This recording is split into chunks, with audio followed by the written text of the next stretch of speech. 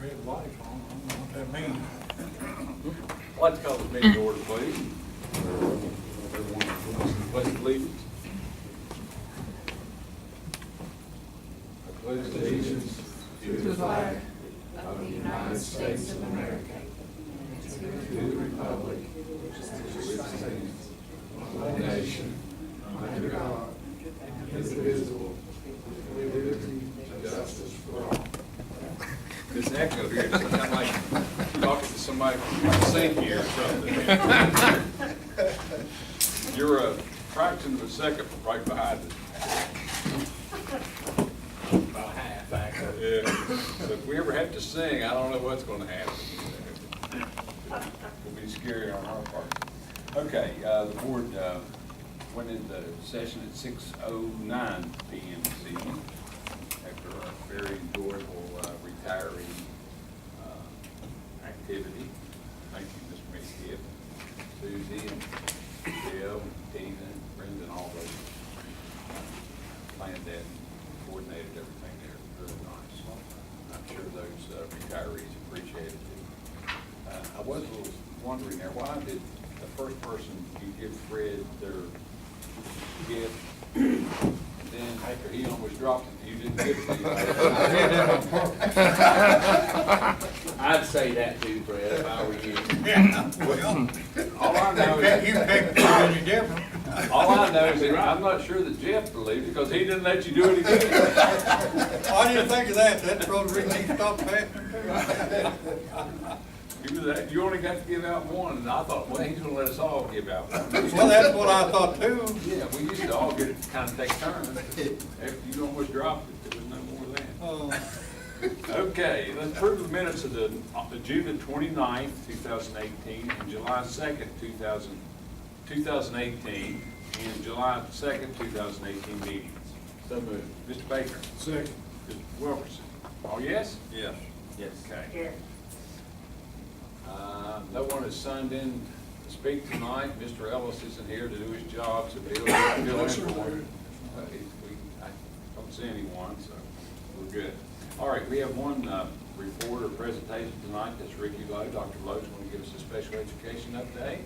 The floor is yours.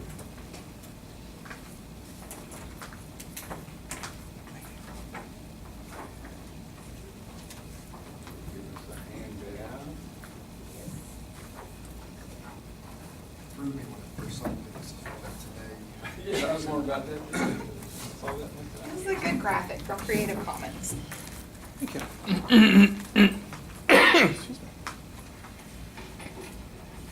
Well, good evening. It seems that once a year I come before you all to give you an update of where we've been, some things that we're doing, and where we hope to go. So just to kind of recap some of the things that we have done over the past 3 years, one of the things that we have worked very hard to do is increase the certifications of our special education teachers on permit. We've done that by using the institutions of higher education when they are searching for the mentors, that we've stepped up and done that for them to complete their student teaching or monitor teaching for their certification. We built that common space at West Hamlin now in 2016. And so from that, we now have calming spaces in 5 of our schools. 3 years ago, we introduced the idea of trauma and its effect on students and how they learn. We developed the personal care aid checklist as an evaluation tool to determine the needs that students may have when it comes to a personal care aid. We hired an occupational therapist and continue to work with her to provide those needs or those services to our students. We have trainers in CPI. We continue to offer professional development. And we've kind of worked through different types of situations that came through in the past. But where are we today? So we have calming spaces now at Harts, Ranger, Guyan Valley, West Hamlin, and Hamlin. It was considered a good practice for our OEPA audit. The only reason that it was not considered a best practice was because we didn't have years of data to support it. About a month or so ago, a national newspaper brought up the idea of a calming space in Pittsburgh City Schools and named it as an innovative practice that more schools should adopt.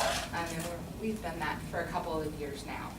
Our CPI trainers are now trained to teach CPI advanced physical holds, and we have offered our first classes this summer to certify our teachers in CPI advanced physicals. We were also given the opportunity through the Department of Education to send staff members to be our school-based CPI trainer, and we currently have one then at Harts, LCHS, and Midway. Last year and this summer, we have people doing the Orton Gillingham method, which is what is used to teach Wilson reading as an inclusive practice. We've done inclusive practice academies for 3 years now. 3D printing has been big at LCHS, and one of the big units that has been done in our co-teaching settings, they've used 3D printing to create models for different literary pieces that they have read. Although our numbers in special education have gone down, we have increased the number of students that we're servicing. In one area we've been doing that is through speech SPL. So students that have mild articulation issues that once would have had to been identified for speech services, we're servicing them through the MTSS or intervention process. So we're able to service more students and get them the services that they need. The goal of students on alternate diplomas in assessment is to be under 1%. In 2013 and 14, ours was over 1.8%, and last year we were at 1.06%, and this year our numbers aren't back, but we project that we're going to be at 0.98%. We've brought in iWork and community-based work experiences where our students are going out into the community and getting work-based experiences during the school day through partnerships that we have within our community. We have a new special education teacher cohort for any special education teacher that has been employed for 3 or less years. They come here once a month for professional development, and those teachers of ours that are in the alternative certification track have given us feedback that they feel that that cohort is one of the main reasons they were able then to pass their special education praxis. We have a communication disorders handbook for all new speech therapists coming in to help guide them not only in our forms and processes, but to give them a reference manual for what they may need. We continue to focus on IEP compliance, and we do better each year with our IEP corrections. We are a handle with Care County and have a county trauma team. We have taken our referral and testing log and placed it online, as well as a trauma resource notebook that is online for access. This week, we are training 5 of our staff to be trainers in Journey of Hope, and another about 15 staff members to be facilitators. Journey of Hope is based through the Save the Children Foundation and helps give a systematic, scripted way to help students deal with different types of trauma that may be affecting them and for us in the school system.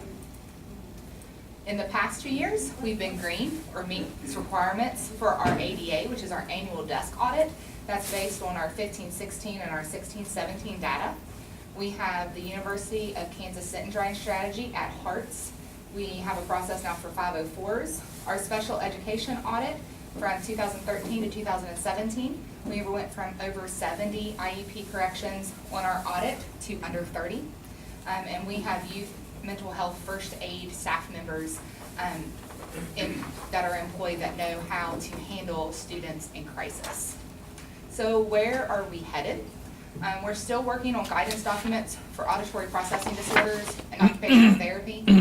We're currently working with Marshall University in a variety of avenues. One is we have an autism cohort with Marshall University, so teachers that currently work in special education with a multi-categorical certification do our cohort through Marshall University, and they end up being autism certified at the end of that cohort. We are also partnering with Marshall in their proposal for a preparation grant to work with students with disabilities with high severity needs that have been affected by trauma and the opioid epidemic. We are working on how to use ACEs not only as a paradigm shift for people to understand how adverse childhood experiences can affect children, but also then how do we employ that within our practices to understand what could be affecting our kids. We're kind of creating our own blueprint for trauma sensitive and trauma informed schools. No one quite knows the direction and what that looks like because it's an unprecedented territory. But we continue to find research-based practices and add tools to our toolbox for our teachers to feel more equipped for where they are going. We have a goal to create a central office pantry to support our schools with different types of materials that they may need. We want to work on an online notebook for our Lincoln County forms, as well as our 504s, continue to focus on compliance for our IEPs, and increase achievement through research-based practices. So where are our concerns? One of our major concerns falls under indicator 11. We are judged on that every year on our ADA. It is the compliance indicator that we don't meet, and that is whether or not we meet initial timelines. That means that every child that has been referred and we receive permission that they were tested and made eligible or not eligible within 80 days. The compliance guideline is 100%, no room for error, and we don't meet it. We have made progress over the past 3 years, but we don't meet them. One of the things that we find is NASP, which is the National Association of School Psychologists. They proclaim that a ratio must not exceed 1,000 students to a psychologist. Ours is over that amount. Our psychologists have about 1,750 students per psychologist. We have 2. Lincoln County has the highest birth rate of neonatal abstinence syndrome in West Virginia. That's something that we thought we had about 2 years ago, and the research just came out a couple months ago that we do. And we already see the effects of that within our school system.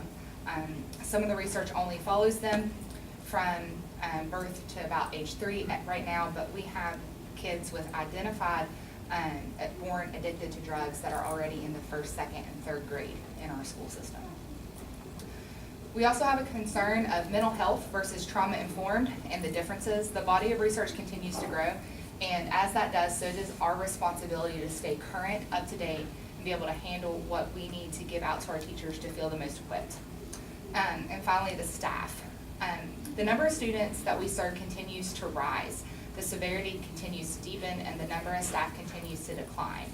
For example, when Dr. Lucas Atkins first came on staff here, and they had approximately the same number identified on IEPs, but not the number of at-risk students that we serve, they had 2 psychologists, a contracted psychologist, and 2 diagnosticians. We currently serve more students with 2 psychologists and the same number of staff members that we have in the back. So we have concerns about meeting the compliance guidelines that we have with this number of staff that we have, and giving them the best services that we're able then to provide. Very deep breath now. Yeah, I talked really fast today. Neonatal accident syndrome, does that Yes. mean? NAS, it means that they were born and they identified drugs in their system, usually based off Okay. umbilical cord blood. We were surprised to see that Lincoln County was actually at the top of that list when it came out. 2.5 years ago, when we first introduced the idea of trauma, it came out of a FRN workshop in Lewisburg, West Virginia. And when they started talking about the identification of children that were drug endangered and had been exposed to trauma, most of our little babies that were coming up, that came up all these red flags. When I went into my RESA meeting and tried to talk about it, no one was seeing what we were seeing. So either in our heads, we were going, okay, either no one's catching what we're catching, or it hasn't hit the other systems yet. So when it came out, our department went, that's what we thought may happen. Because Cabell County had that reputation, quote unquote, for a long time, because that's where Lily's place is. But our babies are born at Cabell Huntington. They just didn't come home here. Regarding your staffing issues here, is that a need that you're stating you have, or my, is that a message we get here? Yes. Okay.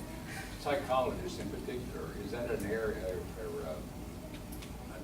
a difficult person or psychologist, are they hard to find, or is it just I mean, I was. funding that's the problem? I will say yes and no. We have the ability, because we have a good relationship with Marshall, that we have good relationships with recent graduates still looking for work and current graduates that are wanting to get started. Our lead psychologist was the site supervisor of Marshall's internship program most recently, and a program supervisor for psychology students. Before she was the site supervisor, I was the site supervisor and oversaw counseling, special education, and psychologists. So we have a good network of psychologists within the state, some still looking for full-time school psychology work. So we have a little bit of a edge almost on the market to try to recruit compared to some school districts. But Marshall, that's one of their strong programs. They do turn out a lot of them and a good number of them. Now, did you say that prior to your tenure that there was some that were contracted or under your direction? It was not under me. It was under Mr. Smith. And possibly under Mr. Schneider, but I'm not positive there. Henry Bussett. Yes. If you remember Henry Bussett, he was one of the contractors. Does anyone know the reasoning behind that? Why he was contracted? Just go ahead. When they contracted, a lot of what he did was kind of special cases. Sometimes we have to go pull old records, and the reports that I see that he did were kind of the different, not the typical types of referrals, that he was kind of doing special cases. We have, that's more of our regular now than our exception. The psychologists that you do have, is there funding, how's it acquired? 1.5 of them comes from our county budget. We do have to maintain our maintenance of effort, and that's part of our maintenance of effort. And then half of one of our psychologist positions is paid out of my IDEA federal funds. Have your federal funds decreased or remained about the same in the past couple of years? I have different sources of funding. I have IDEA school age, I have IDEA preschool, I have state aid.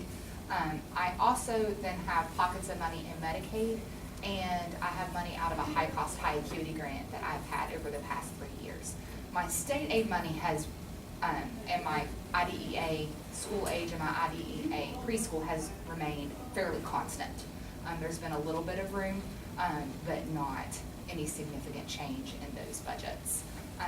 However, this coming year, we will receive an additional grant that we did not receive before. With the disbandment of RESAs, every RESA had employed a special ed director, and that was paid out of a federal grant. With the RESAs disbanding, that money went back into the Department of Ed, in which they then had to allocate that to the counties. And so every county has a portion of what was then allocated to the RESAs for a special education director. So we're going to have an additional grant with new funds. Are there limitations to keep utilizing any of those funds for personnel? No, it's discretionary money, so I am allowed to use it for personnel. I do have to though make sure I supplement and not supplant. So I cannot take somebody out of current like state local funds and then pay them out of that, but I can create a new position and pay them out of that. My question. Yes. That was my question. Now, this indicator 11 that we have a problem with meeting that ratio, is it just the psychologist that causes that, or is it other? No. Indicator 11, although our speech therapists and our preschool special needs have a very small portion, it does not affect what we're coming out of compliance in. The piece of indicator 11 in which we're out of compliance is our typical referrals that we get that have to be done within 80 days. But does that require just the psychologist? Is that? Yes. No one else can complete that. Even if we had a diagnostician that could step in and do, let's say, the achievement testing, even the meeting, you have to have a school psychologist to do the intellectual testing, the reports, and like the analysis of it. Do you have any diagnosticians now? No, sir. At one time, didn't we have both of those billed too?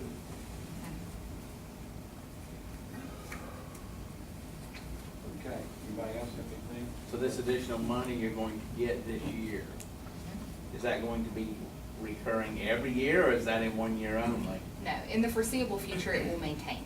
It is what has paid for the special education director out of RESA for as long as anyone can remember. And without something drastic changing on the federal level, it will continue. Okay, so the second question is, how does that pot of money you're expecting to get compare to the cost of someone to help you get into compliance in these areas? The pot of money that I will receive is approximately $56,000, and it takes me approximately $65,000 for salary plus benefits to employ a psychologist. We did meet our maintenance of effort guideline this past year. However, it was met in one area and not the other. One of those reasons is because as we have people retire who is coming into special education are new alternative certification people. And so our county local funds that are dedicated to special ed continue to dwindle. It gets okay because of that reason, but then you have to come back up to our maintenance of effort. So for approximately $11,000 to help that maintenance of effort keeps us in the good graces of our federal funding because we have to meet those guidelines, but not as a burden on the school district. And you already have a pot of money that you used this previous year. Yes. For the interim. Yes. Right, that would be Mhm. available Yes. moving forward. Yes, we already have the money allocated out. It will then just move into a professional wages line item. So what exactly are you looking to do? Exactly what I'm looking to do is for the board to look at the idea of having a third psychologist and to act on the creation of a new position. Position that you already have or will have when you get the RESA special ed director funds enough money to pay? Yes, sir. And that money's gonna be there year after year after year?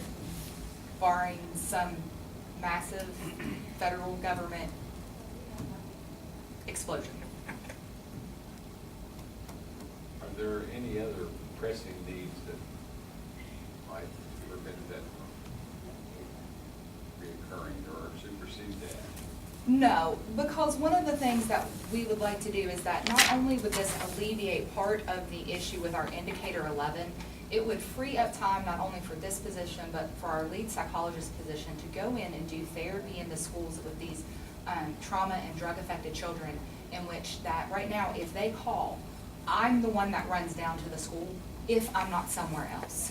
There is not a continual therapy that we're able to provide at this time. Or building the capacity to go in and model that for our teachers.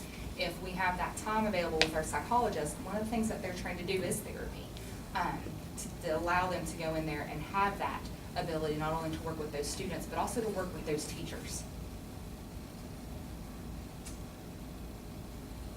And I assume you've had this conversation with Mr. Rick more than once, maybe? Probably. Yes, sir. Well, the need's only gonna get worse, isn't it? Yes, we are doing a good job within our SAT process, giving services and interventions to students before they get automatically referred for a special education percentage. For example, when I came 3 years ago, our special education percentage was over 24%, and right now we're sitting at 22. We went from 805 to 775. That's good because we're able then to intervene and do what we need to do before they're necessarily identified for special education. But we're also identifying students within the intervention process that we're offering services, and our needs coming up from birth to 3 into our younger ages are becoming more severe. So for example, our preschool special needs itinerant is Meredith Ramey, and she is itinerant and works out of the central office. And when she first came into the position, it was right after the diagnosticians left. And her job was mainly to service a handful of students within the school with mild developmental delays, with approximately maybe 3 to 5 birth to 3 transitions a year. We have 9 transitions this summer. And that continues throughout. At the end of the school year, the number of transitions that we serviced, that doesn't mean all of the kids that we got within preschool, but that we had to open the file, test, determine eligibility, and receive services was over 40. So our little kid numbers are continuing to grow as we're getting a handle on our big kid numbers so that we can try to focus on these more severe needs.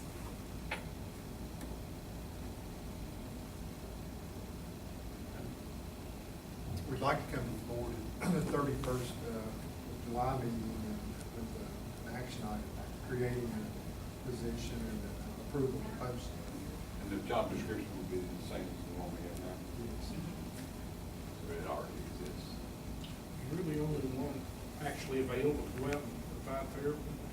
No, I don't provide therapy. I will do mainly crisis intervention. So for example, 2 weeks before the end of the school year, Guy and Valley called in a crisis type situation. All my teachers were out in schools, my psychologists were out testing, my occupational therapist is out servicing, and I went. Now I had a relationship with that child and could intervene in the crisis and then offer suggestions and then talk about the discipline process for what this student specifically had done. But that, although I enjoy going in and working with my students, and I have a heart for this student, and I'm glad that I was there for them that day, when the weeks come that I'm the one going out almost daily, it becomes then very difficult to get the other things done that are part of my job to continue the running of my department. But, I think the board would be agreeable with his recommendation. Can I add something? Mr. Glenn. Well, I know it's not on the agenda, but if we wait till the 31st to post this position, if there are good psychologists out there, schools are not gonna let them out of their contract. I mean, that's 2 weeks down the road. So I just know, wondering if we can get verbal permission to go ahead and post it and put it on the agenda the 31st, so we can get a jump on it 2 weeks ahead of time before people still let people lead out of their contract. Be fine with me. Great. I think everybody would be okay with that. And then when, well, your posting period, We'll be posting tomorrow. yeah, well, I mean, would the idea be that hopefully that on the 31st you would have applicants and we could create. We could be hiring someone that night. We on the would hope so, 31st. yes. We create and fill the same night. Yes, if that's okay. I mean, just, if we wait 2 weeks, we may miss out on some good people. Okay. Yeah. I think everybody's okay with that. Yeah, we know, I mean, we know what the position's gonna be, it's gonna be for instead of two. Right. Yes, sir. Thank you. That's great. Thank you. All right, Ricky, anything else you want to share with us? I'm very excited about where we've been and where we're going. I think my staff does a tremendous job servicing their students and maintaining achievement and compliance. I have great teachers. Even my new teachers are becoming teacher that other teachers will come and ask them how to do things. So I just kind of wanted to say in front of you all that my staff in the schools and in the central office work very hard for our students, and I think that they do a tremendous job. Great to hear. Yes, it is. All right, Dr. Lane, thank you. Okay. What we're seeing, a very quality new employee. Okay, let's go to the administrative section. Can I have a motion to look at those items, please? So moved. Mr. Wilkerson? Ms. Curry? Mr. Meekid? Okay, item A is the adoption of policy 2460, special education. This policy has been on review for 30 days. Ricky was here previously and shared the policy revisions with the board. We just asked for your approval tonight. Item B is a contract with Mountain State Educational Services Cooperative to provide maintenance and repair of computer equipment for Lincoln County schools during the 2018-19 school year, according to the terms of the contract. Item C, the adoption of a revised policy effective immediately. 3120.12, substitutes in the areas of critical need and shortage. This is a state board requirement that local boards annually adopt this policy. It provides for employment of retired teachers as subs on an expanded basis. And the only revision that you'll see in the policy itself is that it is for the 2018-19 school year. So after the board adopts the policy tonight, we'll send it on to the state board for their approval. And if you've looked at the policy, it lists just about everything under the sun as an area of critical need, including elementary education. So we've got it all covered in this policy. Who would have thought? Item D, the following revised policy for 30-day public review and comment, and I've asked Bill to speak. Okay, On each one. all these are our transfer, reduction in force for service, professional, non-renewal. All those dates changed last year. And we thought Neola had updated it. When we got into personnel season, we didn't run into problems because we didn't, but some other counties had the same policies and they put people out there on RIF and they should have notified them based on their policy 2 weeks earlier. And some of them didn't get make some cuts based on their county policy. So we revised all that. Neola, that 4-letter word plus one. Yes. Yeah, and we had a staff meeting, we've talked to other directors also about going in with all those policies, make sure all those are updated.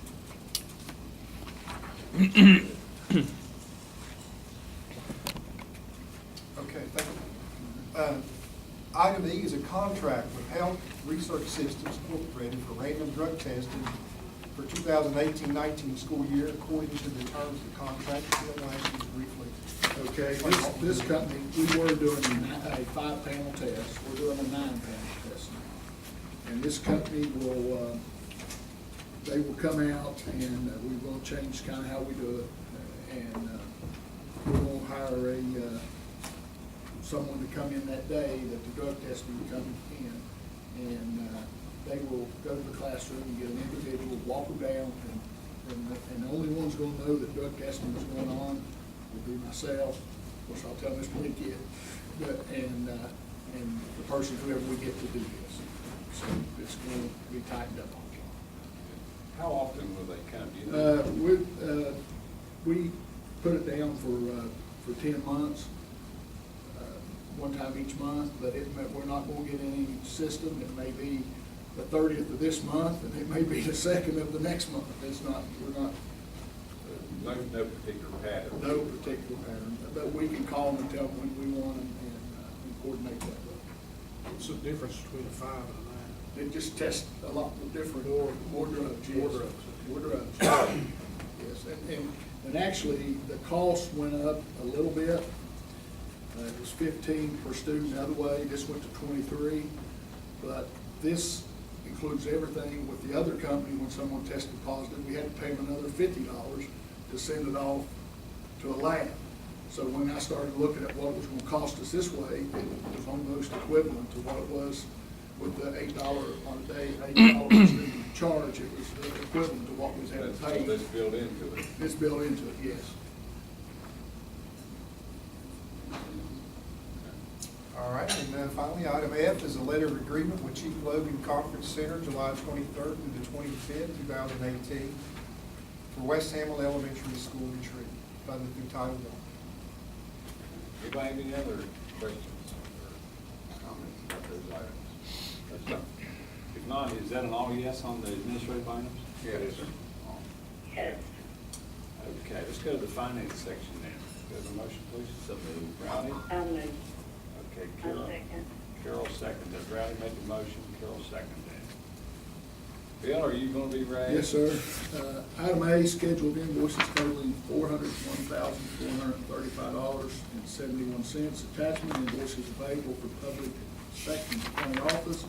Item B, retirement for all those people who are here tonight. Retirement pensions for, and if you look, I think all of them except maybe 2 took the dental. As we talked about the levy yesterday and what that meant to retirees. You can see most of them are taking advantage of the dental. Item C, Lincoln County School payroll schedule for fiscal year 18-19, and Lincoln County School summer 2018 payroll schedules attached. All right. Everybody's had a chance to look at those items, so if there are any questions, is that an all yes on the finance section? Yeah. Yes. All? Yes. Carol's all. Let's go to personnel then. Can I have a motion to look at those? Second, Dan. Bill again. Okay, item A, Darlene Tackett. What's that thing for me? Item B, employment of professional personnel. Item C, employment of professional personnel pending issuance of first-class permit. Item D, employment of professional personnel pending issuance of an alternative certification. Item E, transfer of professional personnel. Item F, realignment of professional personnel within the school. Item G, transfer of professional personnel pending passage of the practice test and issuance of certification. Item H, employment of substitute service personnel pending the completion of certification requirements and issuance of bus operator certification. And item I, employment of substitute service personnel. J, employment of service personnel. K, transfer of service personnel. L, employment of extracurricular personnel. And N, retirements and resignations. I gave you a handout, I'm here, the postings we have currently, and this is what we have, and we'll be posting these tomorrow. And special ed is still a big concern. Looked at the website today, and every county don't put on the 62 special ed positions posted. Every county don't put them, but I'd like to echo what Dr. Lowe said. We've got so many people that's been good subs for us and got things, and they're going in this alternative pathway, and by providing this support one day a month, they're turning into some good teachers, great teachers. And if we wasn't doing that, I don't know if teaching's a lonely job. If you don't have any support, especially in special ed, it's even tougher because you do everything a teacher does, plus IEPs and everything else. But I want to echo what she says. This cohort bringing them in has been a tremendous boost for our teachers. Dreaded IEPs. We all remember that. Okay, anybody have anything to feel? Now, as we, we're kicking off here in about a month, aren't we? Yep. What Well, that's a little less than a month. Yeah. do you speculate? Well, I think we're gonna get some more of these filled. If we don't have any more leave, we had 2 leave this time, we wasn't expected, Avery Young and, that health teacher at the high school, and Jessica Kester at Midway, both of those did a great job for us. I think we're at a stage now that we're gonna try to fill, but we're always looking at what quality subs we have out there, because we know we have some math positions. Duval, which probably Darlene will fill that. And we have a math position at Guy Valley, and there's a lady subbed over there, subbed at high school, subbed at Duval, Jimmy Aggins, who does a real good job at math. So if we don't get any certified, we'll have someone there. We gotta find an answer for Hamlin in math and the rest of our special ed jobs. And we have 3 or 4 elementary positions still available. We think we'll get those filled. When's the date that they have to advise you? July 31st is the last day. It'll be long. You get going, you think, well, we're great, then next thing you do, 3 resign, and you're backing up. And then in the service area, we've got a few needs, I guess. Right, but service is not that hard to fill, It's good to see 3 substitute bus drivers on There's another category on there that troubles me a little bit, but I'm going to work it. that. Maintenance, Mechanic. yes, yeah, it will, I think someone may have, it's who I think it is, I think it'd be all right. We'd lose him somewhere else, but. And hopefully that'll work out. I know it's, some of the others, we have some good subs, Right. but they're also bus drivers. It's always a challenge to keep all of us. They don't want to give some of those perks up that they're able to do extra runs and all, so it's hard. Anybody have anything else, personnel wise? If not, is that an all yes on those items? Yeah. Yes. Okay, we're down to comments and concerns. Board members? No? Carol, you got anything? No. I had just one question, Jeff. Defibrillators. Are you a defibrillator expert as far as where they're located? Well, I'm not, but we have one in the audience. Who he is. Not a defibrillator. nothing to do I with know, I know it. we have one down the hallway. I thought it was Sean. Because I was told I wasn't allowed to touch it unless it was truly an emergency. Well, Fred and I were talking about it today, and I said, well, yeah, we got the one there, because we were talking about where all of them were, you know, where they were located, you know. And I said, well, there's that one in the hall there. And I said, but, for instance, can you tell us if there were something at the Lions Club field in Hamlin, where's the defibrillator that serves that facility? We should have a travel one. But if we have at the Lions Club field, that's typically when we play our high school sports, specifically football, and an ambulance has to be within reach, if not at the field, for state code, as well as then, we have that, on the field. 3 years ago, the Maura Ray Cool Foundation, comes out of Putnam County, out of a family where their infant daughter passed away, from a congenital heart condition that they didn't know about. And so they worked to put defibrillators in all the schools in Putnam County, and then as their foundation grew, they chose counties to then donate what they needed. And 3 years ago, we were chosen, and we worked with the Cool Foundation, and we received 10 new AEDs along with pediatric pads for our defibrillators that didn't have them. So we outfitted them in all of our schools, and if our athletic buildings or like at Duval, our secondary buildings were separate and apart from the main building, we were able then to supplement them there as well. Okay, so explain that to me at Duval then, how would that work? So at Duval, we have one in the main building Okay. as well in the primary building. So if something would occur in the primary building, they do not have to go to the main building to get the defibrillator. It is in the primary building. What would happen if something happened at Duval football field? Don't quote me on this specifically, but our field houses were on our list as well for the ones that didn't have current defibrillators, and we did outfit those field houses. So I would have to look and see if we already had one at the Duval field house for the football field, or if we were able then to get one through the foundation. Now, Guyan Valley field house, the same would be through there, you think? Yes, the problem is, and I think I may kind of know where you're going, is that they were all school-based. We were aware of them as school staff and as of school health. But they are inside, and so when the community accesses those, they don't necessarily have access to that. And so that then becomes the questionable issue about the access to them, because they are all inside. And at Hart's the same thing, they would have, there's one that's accessible there. Supposed to be. At the athletic field. Now, is it a part of the emergency plan, or whatever that terminology is, for each one of these athletic programs that they have to turn into the SSAC that identifies how they do that? You know, I don't recall seeing that as part of the SSAC's requirements. I mean, they have an emergency part of the plan. Yeah, but that's more like a contact, Right. who's gonna be available to contact if there was an emergency, but I don't know that that includes I can't, AEDs.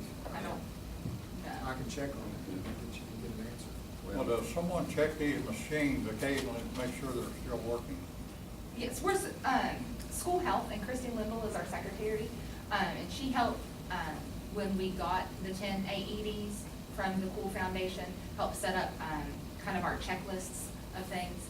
So unless there's an issue where they ask me that we have to purchase something that, goes bad, because the pads get, after so many years, you have to replace them anyway, because they're no longer sticky. Yeah. Christy is very good, within her paperwork with those things. And so until there's something I need to actually address, she doesn't bring it to me, but she's very good at her job. Where have I heard, or thought I heard anyway, that there had to be someone that was designated as the person that knew where the defibrillators were and an activity was taking place? Well, I thought that was in that It thing may there. be, it may be. And somebody's gotta be there designed to have a telephone to make a call to That 911. part, I know Yeah. that. And coaches, when they have to do their first aid CPR portion, AEDs are now standard part of the CPR. Back in 2001 through 2005, AED was part of advanced CPR, and it wasn't something that was readily done. At that point in time, AEDs didn't speak to you either. You had to know exactly how to prep in place. Now they speak to you. You open it up, it has the diagram, it says place the right pad on here on the chest, and it tells you where to go, and tells you exactly how to maneuver that. And so now it's a basic part of their certification that they have to do to continue to be a coach. But that's why I'm thinking that there's a designated person for each facility. If there's not, I think there should be, but I think there is. Because if you have, you may have a coach, a couple of assistants, different people there, maybe volunteer coaching. But somebody there needs to be the one that's responsible, that if something happens, this person here is the one that this facility goes and knows where the defibrillator is and goes and gets it and makes the call or whatever, that somebody needs to be designated to be the person. Because, in something like an emergency situation, the coach is, he's doing other things, and all of a sudden this is brought to his attention. And then exactly who it is, well, then he's saying, oh, why don't you go, Bill, or, and then he may or may not know where it is. I want to think and hope that that's already a part of this, because it just seems like it should be. But if not, I'd like to see us make sure that everyone knows who the designee is at each location. I mean, wouldn't it make more sense that these things are relatively easy to use, right? Yes, sir. Now, I've never used one, but I could go out, reasonable intelligence, read the instructions, and use it effectively on someone. Yes, sir. Wouldn't it make more sense to include training on the IED for every teacher, every person in the school system? I mean, we train them all every year. Teresa Ryan is our lead school nurse, and she just completed in the past year her certification to do CPR, first aid, and AEDs. That's part of our school health plan, to get that as part of our rotation every year, to have the first aid, CPR, AED as part of our professional development offerings. But she just recently completed that. The certification to be able to do that is actually pretty intense. Without having somebody in-house to do it, it becomes very expensive to train everybody. Yeah, but my question's a lot more narrow than that. I think what Mr. Priestley wants is somebody at the school that knows where the AED is, how to use it, and how to make a phone call in the event of an emergency. I think every person should do that. Every employee at a school should know those two basic things. Are we talking about still during school time or at events? Well, It would apply, I guess, if there's a professional employee or a you service have to have a employee. professional employee at every school-sponsored event. That's one of the things we're wallowing around, how we're gonna fill that role down the road. I mean, what we're really dealing with, though, is the situation we had to have that guy in Ballard. Yes, sir, and That's what's driving this. How do you Right. require a youth sport that's not affiliated with the school system to have someone that's trained in and has access to an AED? We can't hand over keys to the castle right. to people and allow them in to our schools after hours to use a piece of equipment like this. Because I imagine there are situations where someone might mistakenly use an AED when the medical situation doesn't call for it. Yes, sir. But that's a lot of what ifs that we can't deal with. We either, as a board, at some point, deal with this directly and say, we're going to require anyone using one of our fields for any purpose to have this equipment available to them and to have someone certified the use of it, or they can't use our fields, or we take the position that we can't govern everything. But what would be nice, I mean, and in the situation we're doing, Jonah was just across the road, but a matter of seconds or minutes makes a difference. So I don't know practically how we do what we want to do. I do want to say, though, our special education aides do what's called phase 2 training. They're all trained. We have trained people in our schools at all times, even if our school nurse is not present. So we do have trained people at all times within our schools during our school day. We have trained people because that's part of the coaching certification class, is to keep up their first aid CPR, as well as the professional staff is to be on site to then protect our students or our staff during school events. The answer to community-based events, I don't have one, but I did want to tell you that we do have trained people ready to go in the event of either the school day but you may not know the answer, so I'm not trying to put you on the spot, but in terms of coaches, if a coach is once certified, do they have to take certain kinds of certification retraining every year? Or do we have a coach that got the coach's card 25 years ago that wouldn't know what an AED is from a DEA? I don't know. Does anybody know the answer to that? I mean, I don't think there's that you have to have retraining every year. I think you have your coach's card, you have your coach's card as long as you pay a certain amount of dues. So the fact that we got new coaches coming in that are, you know, CPR trained to use these doesn't really help with the older coaches to the extent we have them. I understand there's a element of liability with everything you do or everything you don't do. But in this instance, if you can read, you can probably operate one of those. And probably 95% of the people that would consider using one of those, they've exhausted all the other options that are available. And even if they're wrong about the use of it, they're probably not going to do any more damage with it than already exists. Problem's access to it. Problem's access. And that's what Mr. Priest and I were talking about. Say out here, the girls' soccer plays down there. Yeah. If the machine's up to high school, that may be It's too too late. long. It's too late. Yeah. I don't know where that machine's kept at. Well, that's why. Or if someone there, I mean, That's got a key to get in there. I mean, you would That's have why- balance that's. That's why I get back to this idea and think that there is to be a designated person, because, once again, it's a chaotic situation occurs, and I don't know, you know, send Fred, Larry, I don't know who I'm gonna send, but if Fred knows that he's the one that goes in this situation, then he's off and running to go get it, and he knows where it is.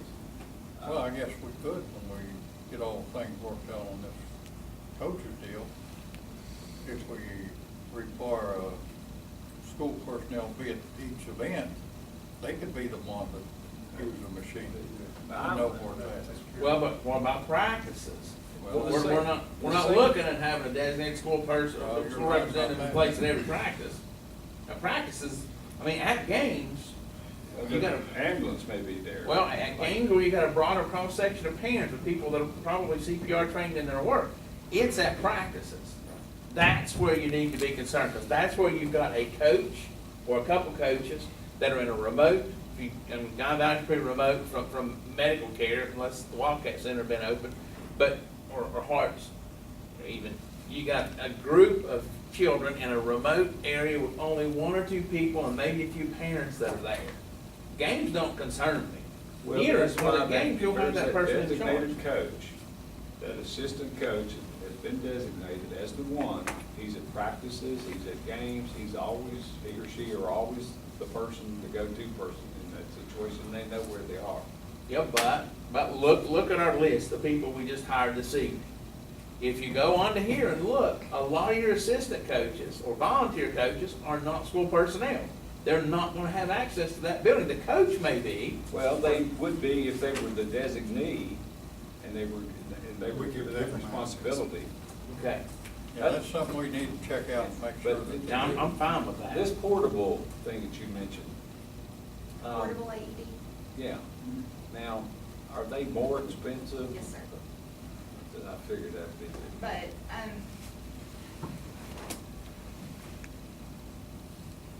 so my undergraduate degree is in athletic training, and I worked Can you in. come to these games? I served collegiate football and national cheerleading, and I volunteer for the local middle school where I live as their athletic trainer. And one of my best friends is the football athletic trainer for West Virginia State. So she and I she stays up very current, and we have discussions. The state law about medical coverage at events, including athletic trainers, football is the only sport, high school football, to have mandatory athletic training coverage at football, at practices and games. And high school is the only level at all with medical coverage mandated. And that, except for football, practices never have to be covered. And games only have to have one medical personnel there to cover both sides. Right now, we currently contract with Marshall University, and they send us an athletic trainer to cover our events. But if you don't have a nationally certified athletic trainer, if they are from a small number of state schools that have their certification, can apply for state certification. And if you can't get a state certified athletic trainer, then you can do what's an emergency permit, which you can ask for a nurse or even an EMT. And EMTs can get their EMT certification in a 6-week course. And they do not have the same background or skill set that athletic trainers do. Athletic trainers in the past have been 4-year degrees, and they're now moving to an entry-level master's program. One of the things about coverage at practices is because most of your coverage deals with typical type injuries that are not life-threatening. Football can have life-threatening injuries very easily. Baseball can too, but it's more rare because you're thinking about more like a ball to the face. If a child goes down with a heart-related condition, nearly all of the time, nothing will save them. They are dead before they hit the ground. Because a child to have a heart-related condition is most likely either an aneurysm or congenital heart defect that cannot respond to CPR and AEDs. So when our state developed the policy and then athletic trainers learn their appropriate coverage, a life is a life. However, they also then look at typically what occurs. So that's one of the reasons why most AEDs in schools, when they are used on staff members, because they are effective for typical types of heart attacks. But for aneurysms and congenital heart defects, sadly, they are typically dead before they hit the ground. Well, we've just been kicking this around talking about the what ifs. Like at the high school, does anyone that we only have one at the high school?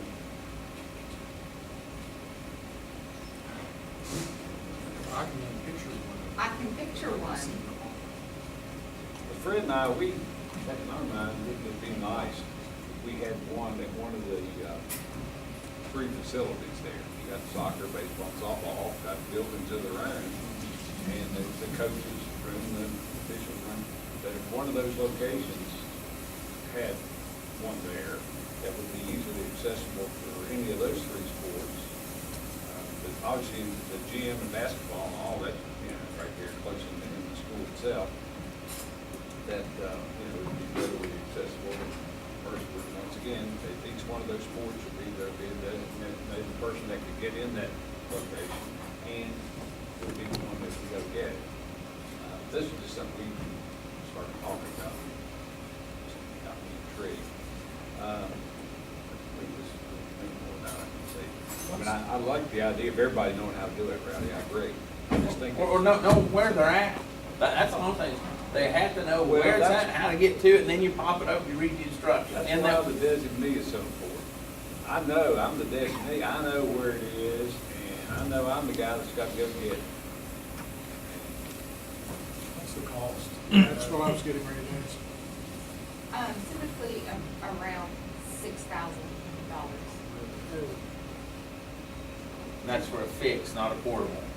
But, I mean, you're not looking at any more than about 9 to 10. I mean, if you're only looking for portables, let's say, even one for each school, and you think about even $80,000, if you did it over the course of 2 years, is not as big as a hardship to budget. Then they used to be much more expensive. Are you referring just to portable ones now? The Yes. cost of? 10,000 approximately the last time I One like looked. we have here in the hall? That's a fix, probably around 6. Okay. All right. When we got our 10 donated, it was, I think, around $65,000 worth of equipment that we got through the foundation. We got one in each school now. Yes, And one in some, like in the field houses at Guy Valley and. yeah, and like Probably Duval has Duval. one in the main building and the primary building. But at Hart's field, we don't really know. I have to go look at my I list. mean, I no, wasn't but- prepared for this tonight. I understand that, I'm just saying, We need one up there. well, that's what I'm thinking, that we would assume that the school itself is one there. Oh, yes, there is one there. Yeah, But, We had the ability to place them in all, because we had several in our main buildings already. We were able then to outfill field houses and secondary buildings. but the Hearts Community Center or somewhere like No, that, we don't have one there. well, but I'm just saying, if there were one there, then when they had practices, or I guess games too, for that matter, that would be a location where it'd be accessible, you know, rather than having to go down to Hearts PKA. That wouldn't be- But the other locations, Duval, you know, you got somewhat of a distance there. Like, Guy Valley's got a better situation, I don't know whether it's in the gym or the school, but. But anyway, something. Unfortunately for you, seeing as you've demonstrated some knowledge in this area, I have a question. It's from on personal education. What, and I understand you're not a medical doctor, so I'm not asking for an expert witness opinion here. It's something to help wrap my mind around it. He's got this issue. No, it's a question. It's a good one. You mentioned that the AEDs are rarely used in youth because the heart conditions that are fatal are not shockable. They're not curable with a shock. Yes. What, generally, not just looking at youth, but looking across the spectrum, how much, or in what situation is an AED effective that traditional CPR isn't effective?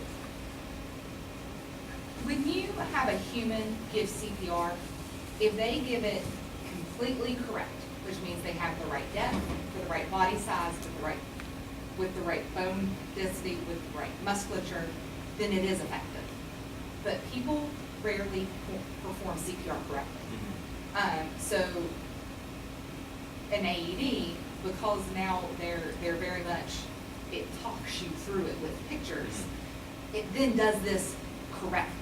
And so when there's a heart attack, the electrical rhythm of a heart is off. And there are different types of heart attacks in which then the heart goes into different types of electrical rhythms. The AED can only shock into normal rhythm, I believe one of them. So if you have any of the other rhythms, the AED will not shock because it reads the electrical rhythm of your heart.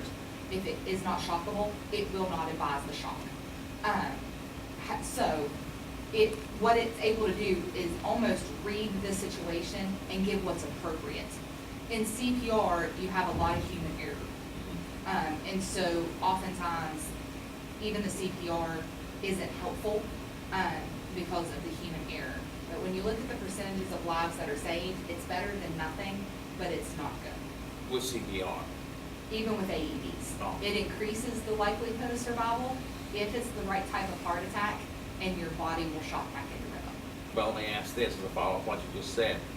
You said the AEDs will only correct one irregular rhythm. Is that right? Will Yes, sir. will CPR help with other rhythms that an AED will not, or is it just there's one abnormal rhythm that can be sometimes be helped with either an AED or CPR? So an AED attempts to then put your heart back in its correct rhythm. Normal That rhythm. then it will then beat on its own. Right. What you're doing with CPR is to manually beat the heart to keep blood Circulate flowing blood and oxygen. to prevent brain damage. So you're not getting anything other than a manual push of blood from your heart then to push out. So you're not going to, even though we see it on the movies, oh, they have CPR, oh, they wake up. No. That doesn't happen. CPR is prolonged until qualified medical personnel can Yes. arrive and determine if a shock would be appropriate. Yes. I didn't say that. I said you're thinking the same thing. Yeah. Can you come back every week? Give us a refresher on something else, you know? Carol, this is your area too. I know. She's doing good. Tell her thank you. You got a passing grade, she thanked you. Okay, thank you. Anything else about any other topic? Mr. Vicky, any topic? I don't have anything. Nothing to talk. Okay. It's unusual. We'll take it, we get it. Okay, let's adjourn then until Tuesday, July 31st, 2018 at 1 PM, or circle that, here at the county office. Have a motion to do so? I'm with Carol made the motion, Same. second by Rowdy. All yes?